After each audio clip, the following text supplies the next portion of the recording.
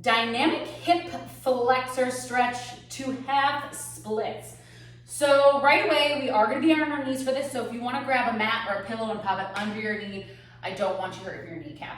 So we're gonna start by stepping one of our legs straight forward. My left leg is forward, so to set up, I'm gonna plug my left hip back, squeeze my right glute forward, and come down into my hip flexor stretch.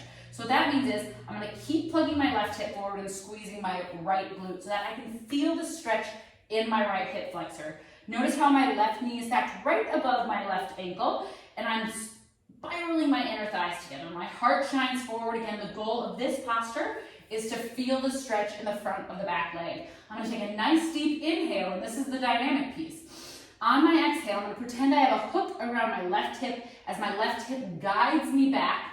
I'm untucking my toes and flexing them towards my face, continuing to wrap that left hip back. So now the stretch has moved to the back of my front thigh, so the back of my left thigh.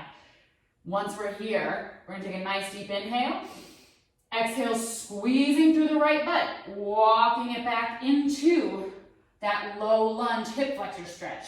You are welcome to do this a couple of ways. You can inhale, exhale, transition, folding over, inhale, exhale, transition, or if you're nice and warm, you can do a breath to movement. So inhale, exhale, inhale, exhale.